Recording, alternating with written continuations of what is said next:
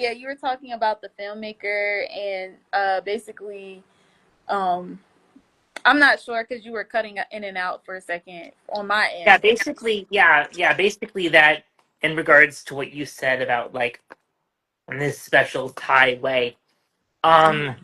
that it basically that he and a lot of other of these like slow cinema filmmakers are consider their aesthetic choice of these long static takes to be political in their own way as a way of like decolonizing time. Mm-hmm. Mm-hmm. Yes. Speaking of Yeah. time, Hmm. like so. Yeah, what are your thoughts on that? We were talking about the Nat Ministry and Trisha Hershey and just like, Hmm. our thoughts on like just what it means to actually slow down and what that means like with capitalism too. And I think that that has a lot to do with change and how we see change too. I think like my time in Thailand, like having to deal with the culture shock of, not everybody being so structured was me really decolonizing a lot of the idea that I had around time and that I had around like having to go all the time. So like, what are your thoughts on that, and what is your relationship to just like, you know, giving yourself space to, yeah, to like allow things to change basically and allow things to not be as structured, I guess. Yeah, it is complicated because I feel like a lot of like I feel like it's if nothing else, it's very. I feel like you're sort of like subconsciously taught, in at least in the West, that the quote unquote proper way to be an artist is like this dance between like being very like structured and being free. I think Nietzsche of all people called it the Dionysian and the Apollonian, and another YouTuber compared it to SpongeBob and Squidward, and how they want you to be both at once, which is pretty hard to go and both like be free and joyful and like open to whatever happens and positive, while also like having a sort of structure that people also want. And obviously, like capitalism also sort of pressures you to have that. So, like, so often when I'm watching these pieces of slow cinema, in the moment, I will like often become frustrated just because I don't know how to like focus during this time and have that lack of stimulation. And it feels hard because it feels like so much of like your legitimacy. I would even go as far to say like it often feels like when you for me so often when I think about like my productivity that it feels like my humanity is on the line, that I'm going to stop being worthy of love if I don't have that. And I don't even have a day job. So like so I already have my needs met. Um, with just like tolerating abuse from my family, for lack of a better word. So like I don't need to do the things I do for capitalism, but I still feel this intense pressure to go and make things both regularly and in like a way that's meaningful. That often feels exhausting and ultimately unattainable. Um, and that part is really hard. My mom, I should add, is like all my life she's been like very obsessed with productivity, and she always like scolded me for being lazy. And I think that those sorts of systems of like abuse also are part of it. Like when you're told that you're quote unquote she literally would use the word worthless to describe me because I wasn't productive enough for her. That I feel like I need to sort of prove her wrong often by like spending 10 to 14 hours a day editing to make sure that I'm doing exactly what she wants, that I'm going and fulfilling my sort of requirement to live. And even like in the context of community, I feel like so many people, like so many disabled people I know are terrified that if they don't always show up for people, basically make that their full time job, that people won't show up for them. And it is hard to feel like you could push yourself to that, and that might not be enough to go and be seen as worth saving when that time comes for you to be helped.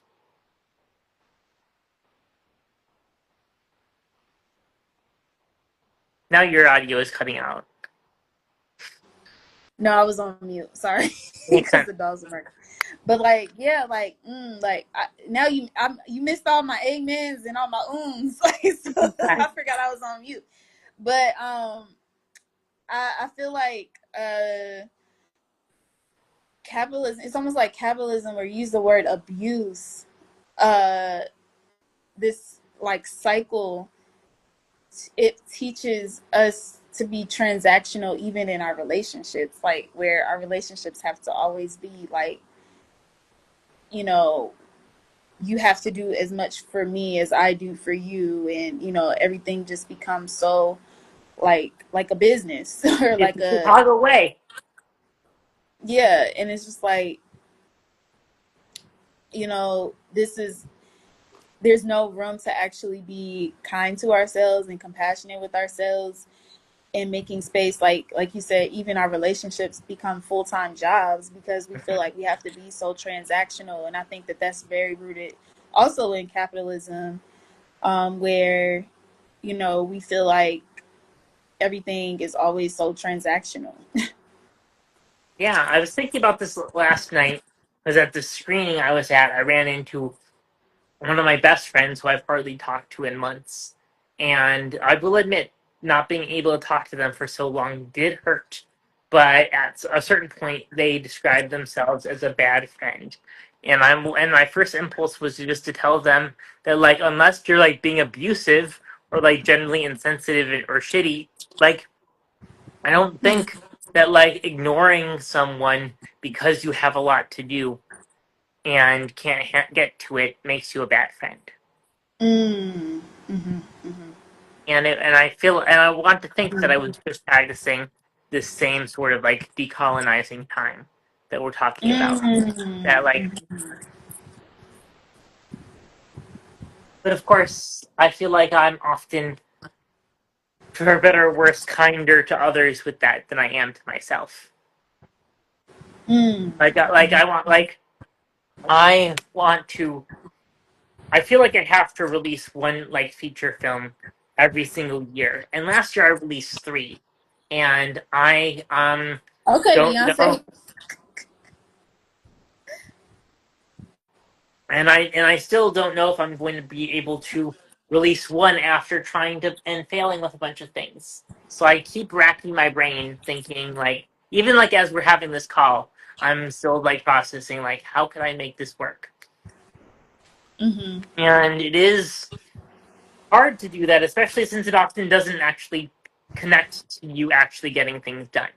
It just causes you to be stressed. And that probably was part of why I was having that intense meltdown earlier today.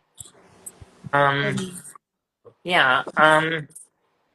Now I can't even remember what we were talking about. We were talking about decolonizing time, and I can't But remember this how it is related. actually very on point of like when she was talking about like some of us anticipate change with an almost titillating, I don't even know what that word means, sense of stress. We spend precious time thinking about what has changed. Well, you in your case, you were saying like what you got to do basically, that Yeah, we didn't choose or can't, or what we didn't choose or can't control, and that thinking ahead to future stress basically. Um, Wait, what does it say? Often this is because we aren't clear or committed about our dream destination to so instead of moving towards anything in particular, we are in nonstop reaction. Yeah, and I think that's like I think that's what, like, even just the metaphor. I'm about to sit on my bed because I am, my booty hurt. But I No. think even just like this idea of like, when I was talking about like comparing it to menstruation, and just like how I didn't really have the tools or the knowledge and how to hold space for the changes that my body was going through.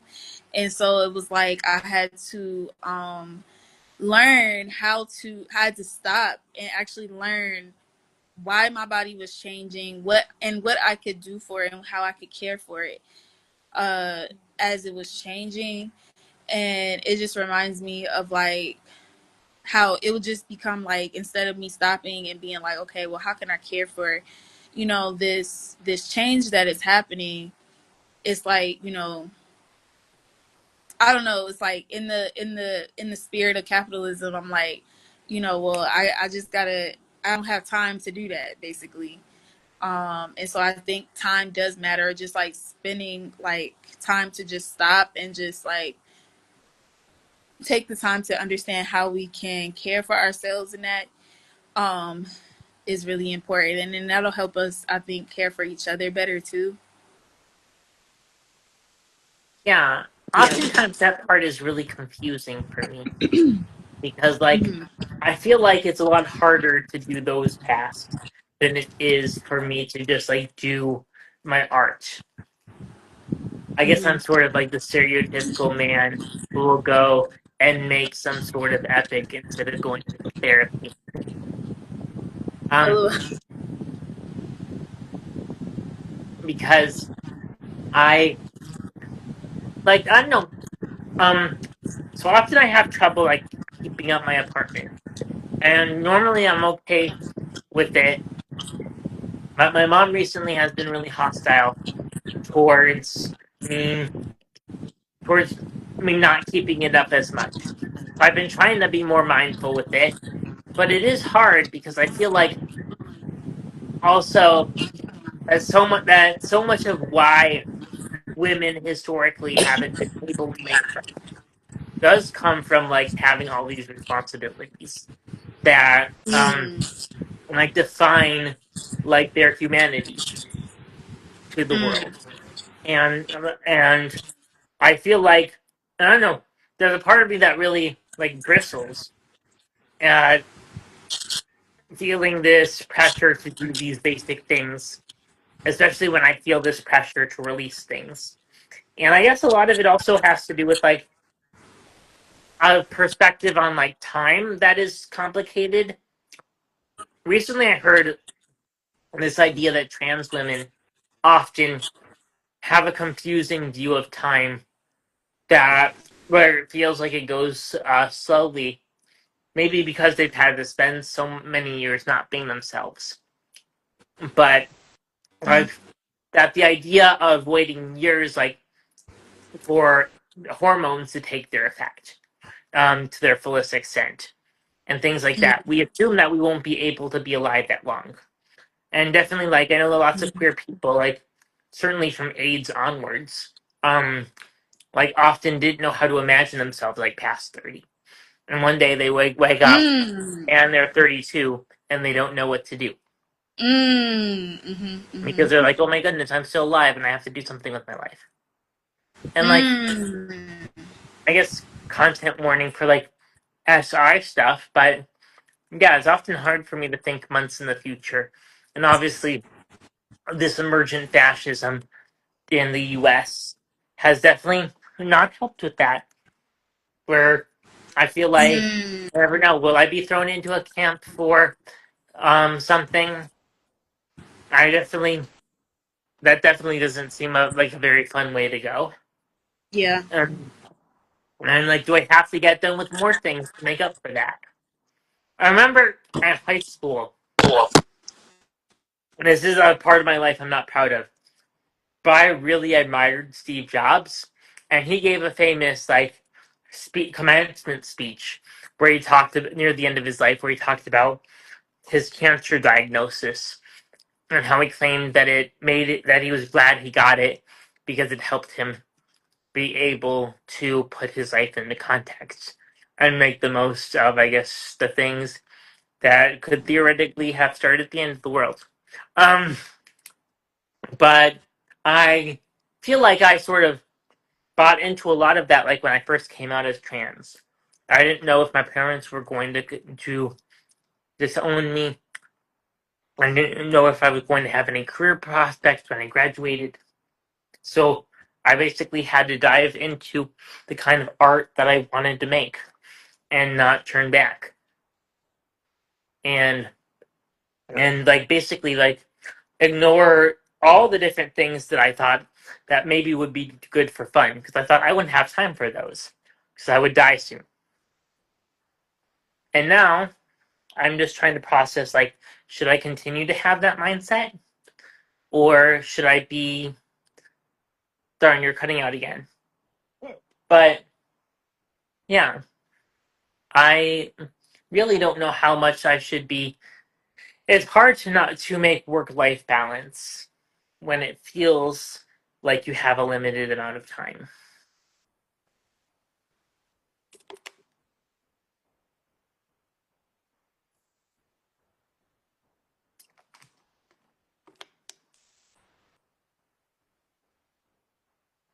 Gigi?